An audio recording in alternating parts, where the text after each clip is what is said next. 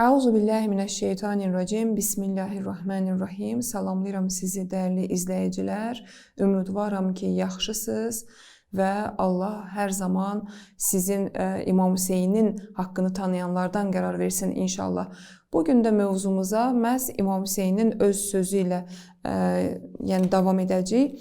Bilirsiniz ki, artıq neçə gündür ki, biz məhz imamın məclislərinin təsirləri, imamın özünün insanlara təsirləri barəsində danışırıq. Amma ötən dəfə biz imamın dilindən olan bir hədis barəsində danışdıq ki, imamla bərabər olmağın şərtləri var. Və bu şərtləri imam özü öz dili ilə bizə qeyd edir.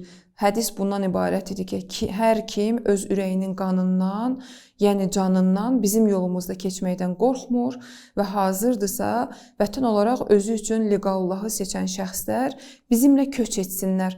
Demir gəlsinlər, deyir köç etsinlər. Elə son bəhsimiz də məhz bununla bağlı idi ki, böyük alimlərimiz qeyd edirlər ki, möminin vətəni olmaz və o vətən ki, təkid olunur ki, onu sevmək imandandır, imanın nişanələrindəndir. O qalıcı olan vətəndir və qalıcı olan vətən də bizim əbədi həyatımız axirətdir.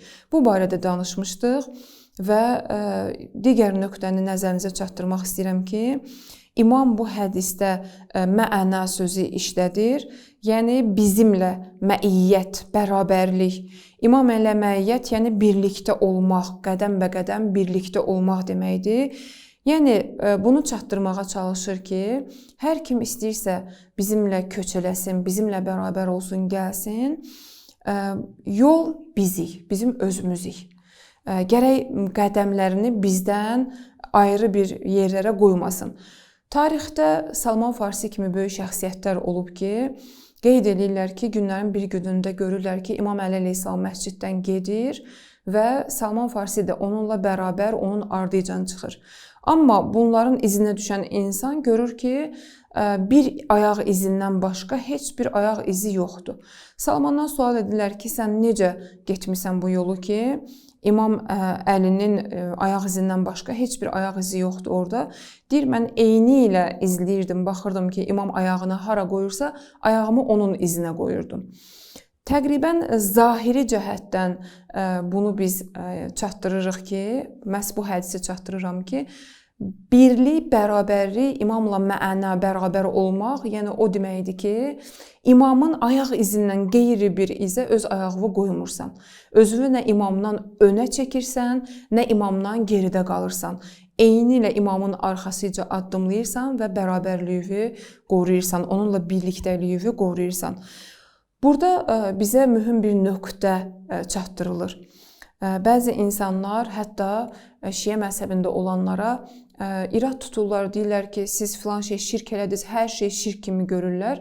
Amma həmin insanlar bəzi məqamlarda özləri gedirlər həkimə, təbibə müraciət edirlər. Halbuki biz də eyni ilə həkim və təbib kimi öz imamlarımızı Allahla öz aramızda vasitə qərar veririk. Əgər həqiqətən şirkdirsə, onların addımı ilə addımlamaq, onları vasitə qərar vermək, bəs o zaman hansısa bir təbibə, hansısa bir həkimə də müraciət etmək şirk hesab olunmalıdır. Çünki şifanı verən Allahın özüdür. Bəs nə lüzumu var, nə ehtiyacı var ki, insanlar təbib yanına getsinlər, həkim yanına getsinlər? Əgər həkimə və təbibə müraciət edirlərsə, deməli, bizim ruhumuzun təbibləri də imamlardır, 14 məsumdur və heç bir iradı və eybi yoxdur. Belə olsaydı Yusif surəsində məhz Allah təbarək və təala Həzrəti Yusifə əmr eləməzdi ki, öz köynəyini atasının gözləri açılması üçün, bir peyğəmbərin gözlərinin açılması üçün vasitə qərar verib öz atasına göndərsin. Və o köynəyin vasitəsilə də Həzrəti Yaqubun gözləri açılsın. İmamla məiyyət məsələsində məhz bu nöqtəni qeyd etdim ki, əvvəla aydın olsun ki, biz imamı Allah yerinə qoymuruq. Amma imam Allaha gedən yoldur. Yəni, əgər istəyiriksə Allaha doğru gedək, gərək imamın izi ilə gedək, imamla bərabərliyimizi qoruyaq, birliyimizi qoruyaq və bizə dinimiz çatdırır ki, Allaha gedən yolda imamdan qeyri yol yoxdur. İstəyiriksə özümüzü Allaha çatdıraq. Ən yaxşı yol, məsələ imamdır ki, biz qeyd etmişdik keçən dəfə ki, İmam Hüseyn həqiqətən yəni hidayət çırağı və nicat gəmisidir və bizi daha tez məqsədə çatdırır. İmam ilə hərəkət etməyənlər şeytana yem oldular tarixdə. Aşura məhz bizə bunu çatdırır.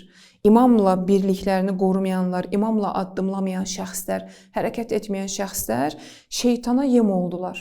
Və əgər istəyiriksə şeytana yem olmayaq, bəs imamla bərabər köç etməyə hazır olmalıyıq. Yəni, hər an hazırlıqlı olmalıyıq ki, bugün bizdən İmam Zaman üçün can vermək tələb olunursa canımızı verək, mal vermək tələb olunursa malımızı verək. Nə bilim, mövqeyiyyət vermək tələb olunursa, övlad vermək tələb olunursa, biz hər şeyimizi verək. Necə ki, Aşura ziyarətini oxuyanda hər gün biz bu cümləni vurğulayırıq, oxuyuruq ki, bi əbi əntə və ummi. Yəni, anam, atam, hər bir şeyim sənə fəda olsun. Yəni, biz imamdan öz anamız ki, atamız ki, bizim üçün yəni, ən üstün şəxslərdir bu dünyada. Quran bizə onları sifariş edir. Biz onları da hətta imamın yolunda fəda etməyə hazır olaq. Bütün bu şeyləri bizə tarix öyrədir və Kərbəla məktəbi öyrədir, Aşura dərslərindəndir bunlar.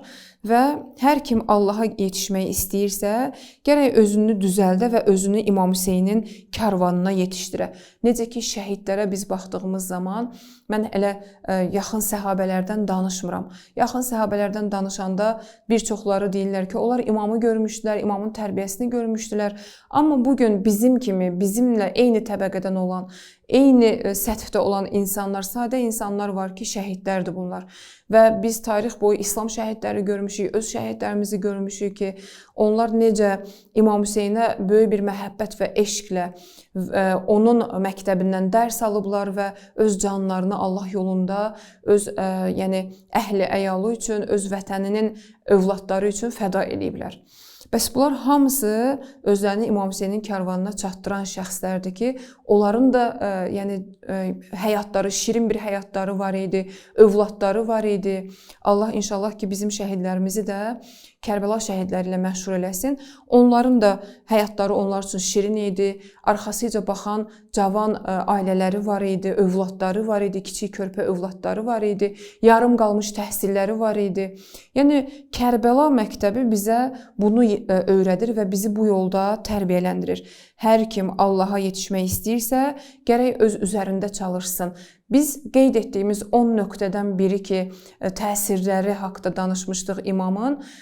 Biri bu idi ki, əməl etmək. Kərbəlanın ən çox bizə verdiyi mesaj budur ki, biz əməl edək. Bugün şərait yaranıb, bugün zəminə yaranıb ki, biz bu məclislərdə yenidən tövbə edək, özümüzü imama yaxınlaşdıraq, imamla əhdimizi təzələyək.